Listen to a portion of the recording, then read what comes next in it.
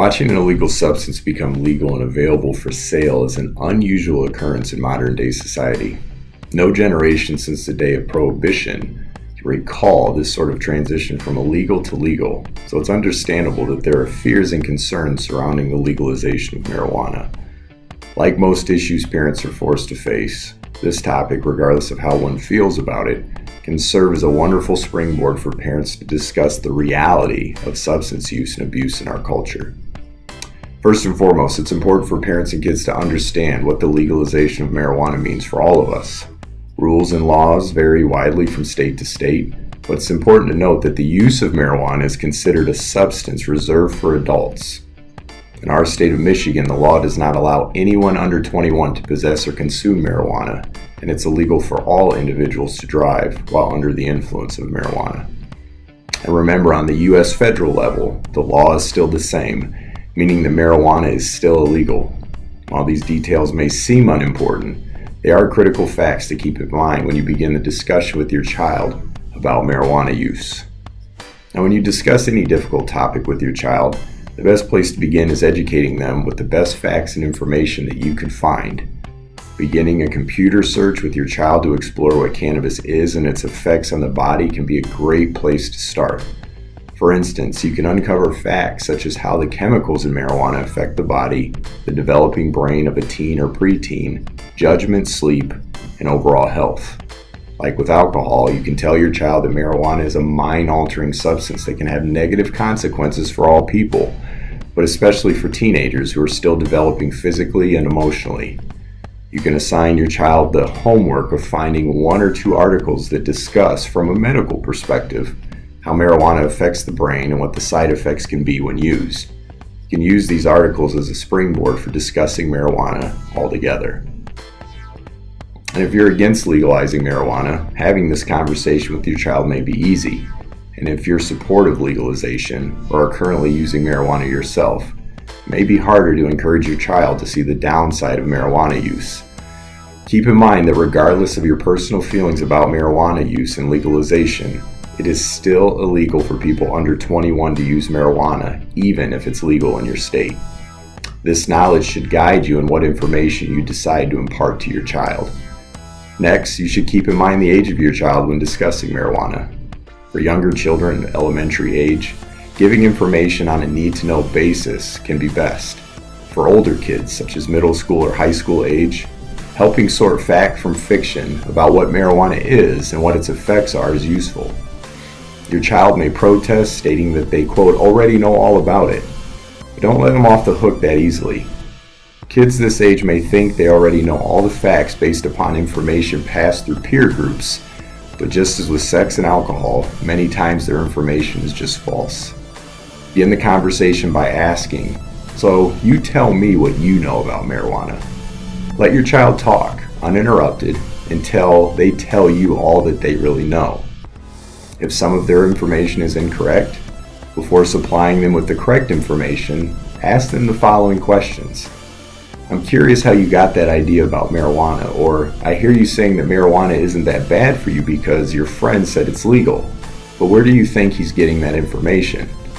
You could also say, I know a lot of people think that marijuana isn't as bad for you as alcohol, but there's a bit more to it than that. I think we should talk about it. Your child may have some difficult questions for you about marijuana use, and you should be prepared to answer them as honestly and as intelligently as possible.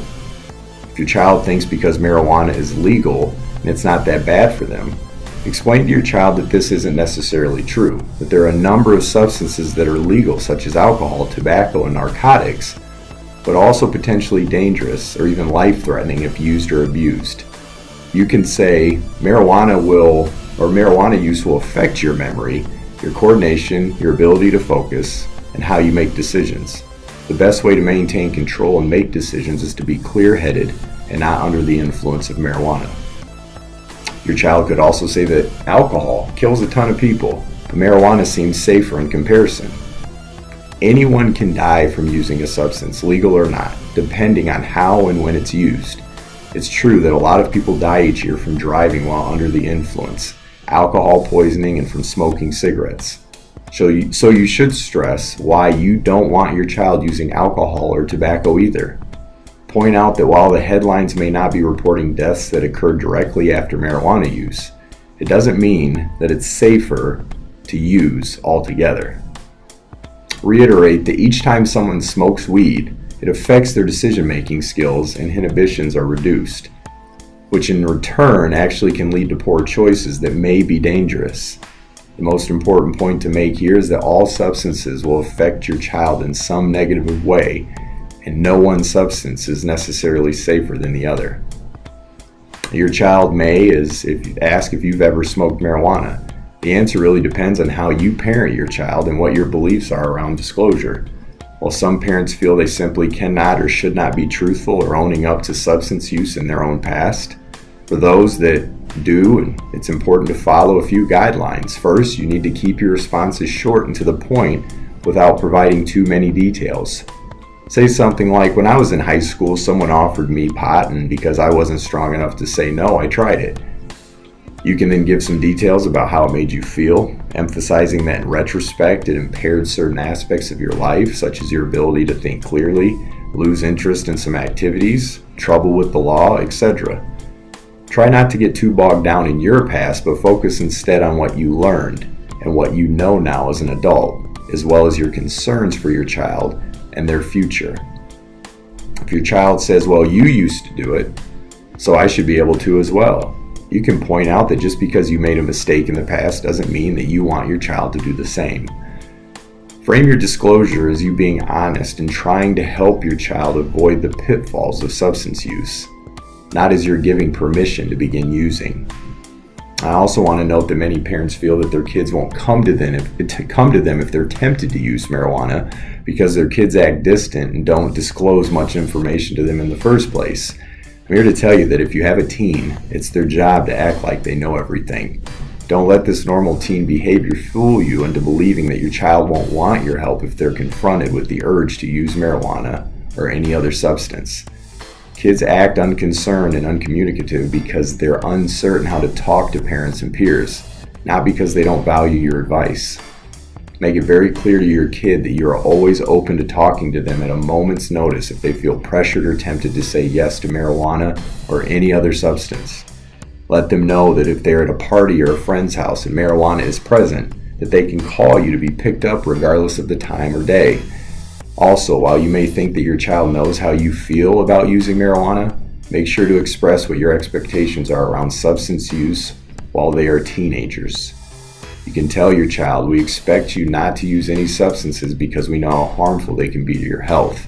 If something comes up and you need help, we're here for you no matter what. In addition to stating that you will be there for them, boost your child's confidence by going over some responses that they can give when maybe being tempted or asked can happen. Most teens and adults too rarely have the capacity to refuse a request when someone asks something of us, so we often find ourselves saying yes when we really are scared to say no. Having a quick comeback really can do wonders for a child's self-esteem and make them more confident when they need to say no. Some examples could be, now I'm trying to quit, and quickly change the subject. Another could be, my parents can smell that stuff a mile away. They'd kill me. I've got so much to do tomorrow, sports, studying, musical show, whatever. Can't do it. Like so many topics that involve the welfare of your child, having a one-time conversation with them simply won't cut it. This is a conversation that you should be having starting in your child's preteen years and extending all throughout high school and even college. Letting your child know that you are with them every step of the way and continuing this conversation at each stage of their development will go a long way in keeping your child substance-free.